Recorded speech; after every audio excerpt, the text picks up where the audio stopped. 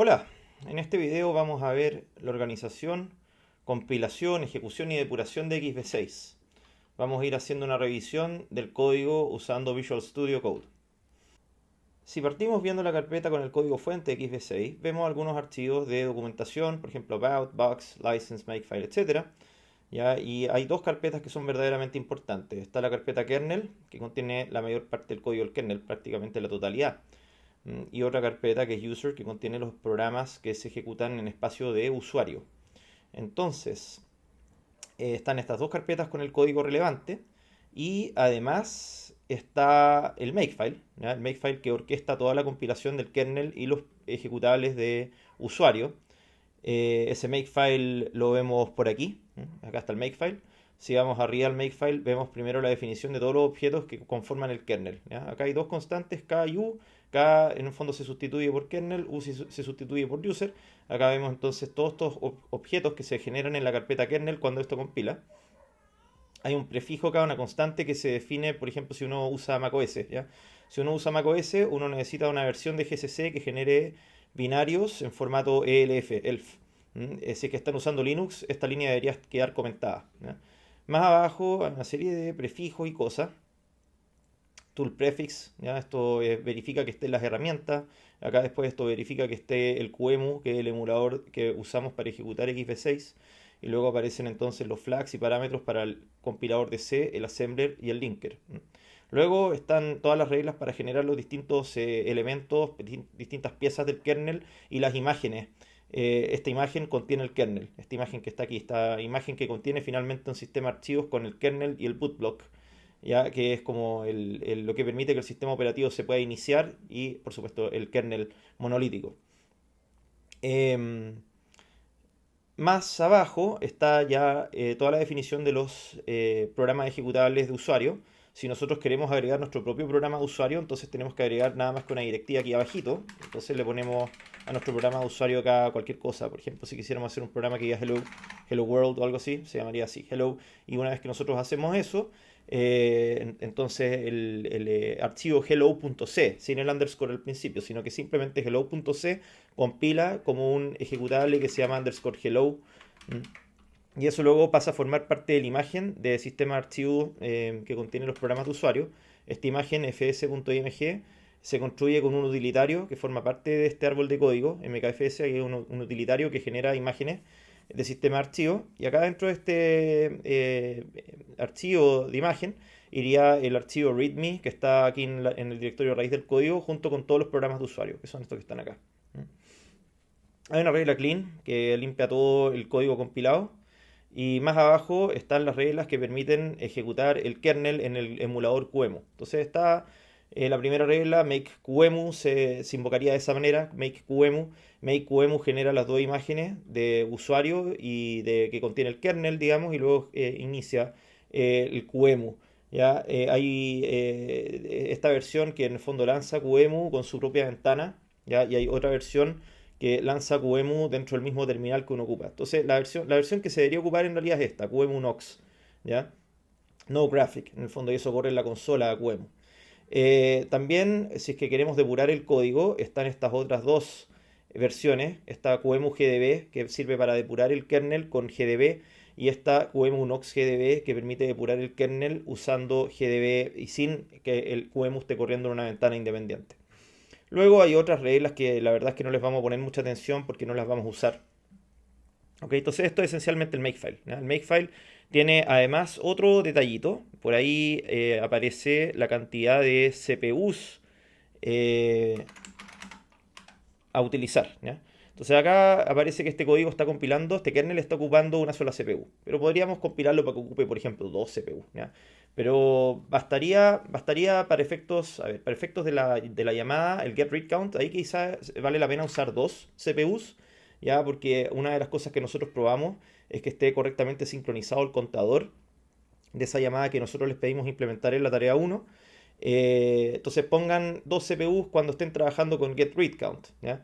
Cuando estén después trabajando con el scheduler, quizá basta una CPU, ¿ya? Entonces depende un poquito de qué parte de la tarea van a trabajar. Si es la primera parte de la tarea, pongan dos CPU. Si es la segunda parte de la tarea, pongan una sola CPU, ¿ya? Eso. Entonces, ok, acá está el makefile. Luego, si volvemos al directorio kernel, hay un archivo que se llama defs.h, que si ustedes lo miran, contiene como todas las firmas de funciones relevantes que hay dentro del kernel y además aparece señalado, indicado el archivo de código en donde están implementadas las funciones, cada función. Entonces, esto es bien útil mirarlo como para saber dónde están implementadas las distintas funciones. Por ejemplo, si quisiéramos buscar, no sé, printf, ¿ya? Cprintf, una versión de printf que lo ocupamos para hacer depuración desde el kernel y nos permite imprimir mensajes a la consola desde el kernel. Hay otra función relevante que es panic también. Panic nos permite detener la ejecución del kernel en esto dentro de lo que sería un estado de excepción, de manera que el kernel nos sigue ejecutando y nosotros podemos indagar, por ejemplo, con GDB, qué es lo que ha ocurrido ya hasta que llegamos a Panic. Panic en general es para detener el kernel en una situación de excepción extrema, digamos, un estado no recuperable. Eh, y esto entonces defs.h dentro de kernel, así mismo hay otro archivo importante que está en user, que es donde están las system calls, el user.h. ¿Ya? Acá están las system calls a las que pueden acceder los procesos de usuario. Y además están algunas funciones de biblioteca estándar, como string copy, esto stat para trabajar con archivos, ¿no? Eh, Está gets, ¿ya? Que permite obtener input desde la entrada estándar. Memset, malloc, free y atoy. Están todas estas funciones de biblioteca estándar definidas. Estas las provee el kernel, perdón, están provistas a través de acá de ulis.c, ¿no? Y bueno, sí, esto usa código que provee el kernel, obviamente, para poder compilarse todas estas funciones. Entonces esto sería lo básico que les puedo mostrar en cuanto a la organización. El código en estas dos carpetas, kernel user, y luego si lo queremos compilar esto, les había dicho yo que existe una regla que es la regla QEMU-NOX, ¿ok? Y ahí está entonces haciendo la compilación completa. Había hecho yo un make clean antes. Entonces ahí tenemos la consola, el shell de XV6 y ahí están los programas de usuario que están disponibles. Podemos hacer, por ejemplo, cat del archivo readme. Y ahí está. Eh, no, esta consola es bastante limitada. Hay algunos atajos que uno acostumbra usar, por ejemplo, el control L para limpiar la pantalla. Eso acá no existe. Cada vez que uno comete un error de ese tipo, luego uno aprieta enter y la consola lanza un error. Y así hay otras utilidades, por ejemplo esta WC. A WC le podemos pasar el archivo README y nos dice la cantidad de líneas, creo que la cantidad de palabras, la cantidad de caracteres. Puede ser. Y entonces, bueno, ahora si quisiéramos detener la ejecución de XV6, parar QEMU en el fondo, existe un atajo muy importante que es Control A X y eso cierra QEMU. Si quisiéramos hacer depuración del kernel, para eso les pongo un ejemplo. Podemos ir al kernel, podemos ir al scheduler. Esto lo voy a revisar probablemente en otro video en más profundidad, ¿ya? Podemos ir al scheduler. Hay una función acá con el scheduler. Hay acá un loop que revisa los procesos y elige el siguiente proceso a ejecutar. Entonces podríamos nosotros pararnos en la línea 342 del scheduler, ¿ya? Y acá lo voy a hacer todo a mano. Lo voy a hacer todo bastante manual. Entonces tenemos, estamos en la carpeta con nuestro código. Luego hacemos un make QEMU.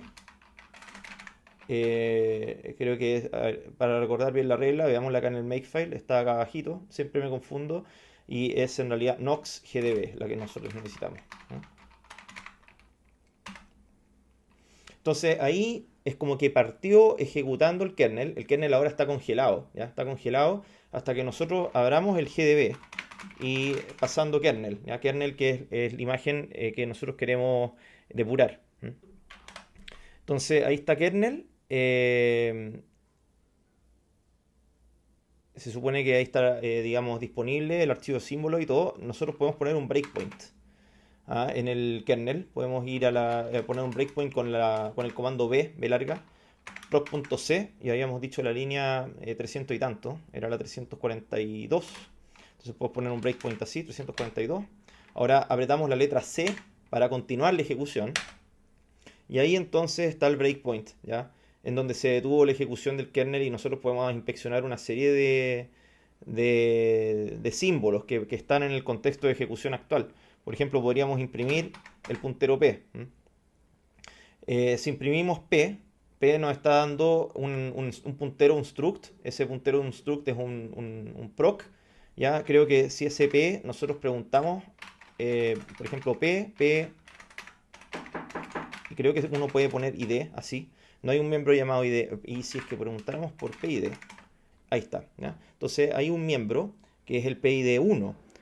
Y eso en el fondo quiere decir que estamos acá depurando el proceso 1. Así que, bueno, para salir de GDB, control D, ¿ya?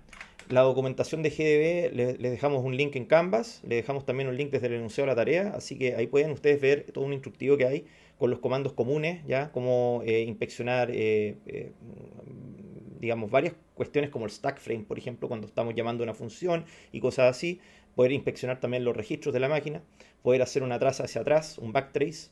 Eso me faltó quizá mostrarlo acá, era bien fácil. Uno pone el comando bt y eso te muestra hasta la interrupción del debugger cuáles habían sido los pasos como de función realizados hasta ese momento. ¿Ya? Les mencioné las funciones cprintf y panic. Acá está cprintf utilizado desde el kernel, mostrando mensaje, muy similar a cómo funciona printf. ¿Ya? Y la otra función importante es panic, que mata al kernel, básicamente, imprime un mensaje, digamos, que se imprime al detenerse el kernel. ¿Ya? Comandos súper importantes para la supervivencia. Yo siempre ocupo grepnr, por ejemplo. Grepnr, puedo preguntar por panic. ¿Ya? Y esto me va a mostrar todas las líneas y todos los archivos. Perdón, me falta poner acá qué tipo de archivo al final. ¿Ya? Puedo poner .c, por ejemplo. Ya, esto es medio mañoso a veces. Busquemos en los .c, busquemos en todos los archivos. Ya, bueno, buscando en todos los archivos, ahí apareció Panic. Es curioso que al poner asterisco.c no me mostró nada. Bueno, poniendo asterisco, esta cosa te muestra todas las ocurrencias, todas las apariciones de Panic. ¿Ya? Si quisieras buscar cprintf, lo mismo.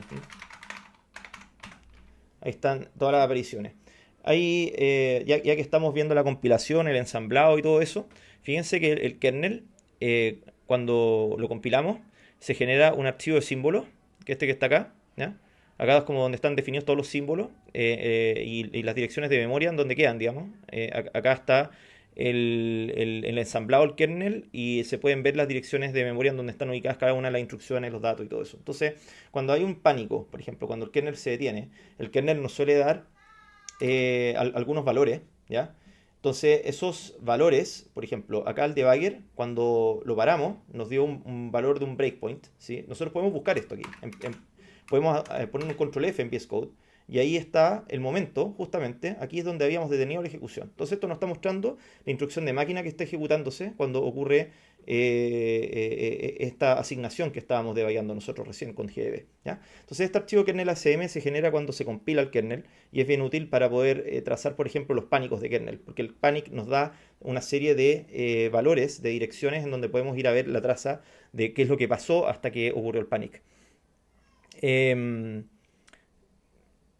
y así hay otros detalles, ¿ya? Otros detalles que los voy a ir tocando en otro video, ¿ya? Para explicar cómo funcionan los system calls. Ya cuando les explique cómo funcionan los system calls, voy a develar varios misterios de cómo funciona esta transición del proceso de usuario al kernel y cómo el kernel hace lo suyo y cómo de vuelta después va uno al proceso de usuario, ¿ya? Eso lo dejamos para un próximo video. Muchas gracias por ver este video, lo mantengo corto ya para no darles más información de lo que necesitan pertinente a el objetivo de este video. Muchas gracias.